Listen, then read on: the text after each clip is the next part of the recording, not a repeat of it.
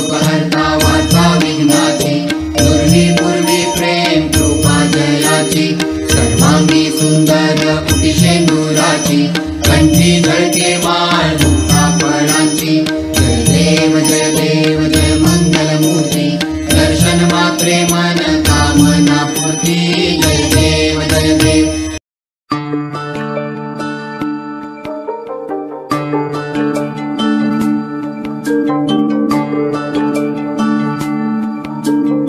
ओम नमस्ते गणपतये त्वमेव प्रत्यक्षं तत्त्वमसि त्वमेव केवलं कर्तासि त्वमेव केवलं धर्तासि त्वमेव केवलं हर्तासि त्वमेव सर्वं खल्विदं ब्रह्मासि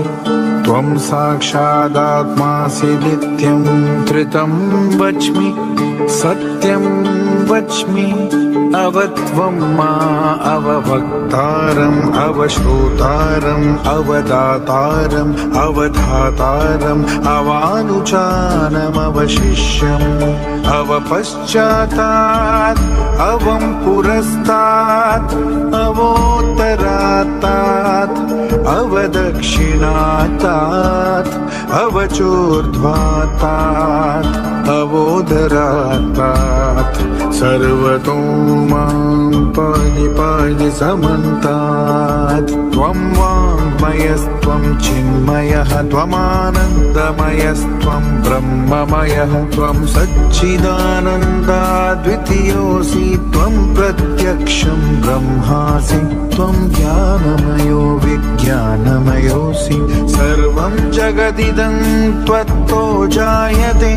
सर्वं जगदिदं त्वत्तस्तिष्ठति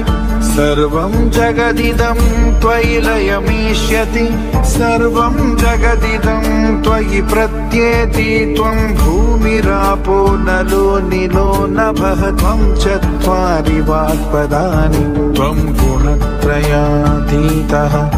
त्वम् अवस्थात्रयातीतः त्वं देहत्रयातीतः त्वं कालत्रयातीतः त्वं मूलाधारस्थितोऽसि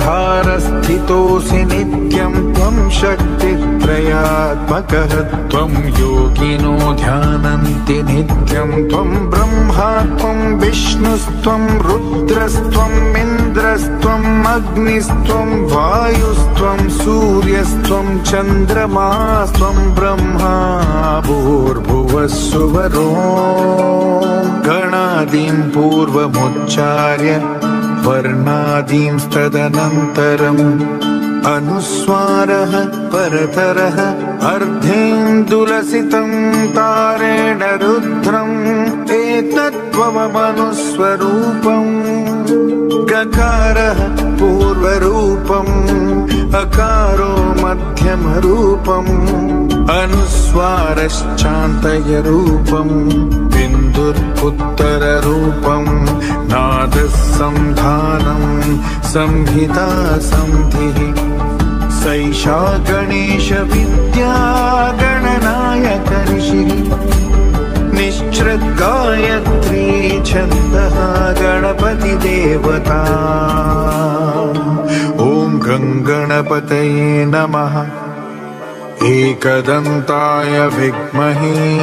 वक्रतुण्डाय धीमहि तन्नो दन्तिः प्रचोदयात् एकदन्तं चतुर्हस्तं पाशमङ्कुशधारिणं रदं च वरदं हस्तैर्बिभ्राणं मूषकध्वजं रक्तं लम्बोदरं शूर्पकर्णकं रक्तवाससं रक्तगन्धानुलिप्ताङ्गं रक्तपुष्पैः सुपूजितम् भक्तानुकम्पिनं देवं जगत्कारणमच्युतम्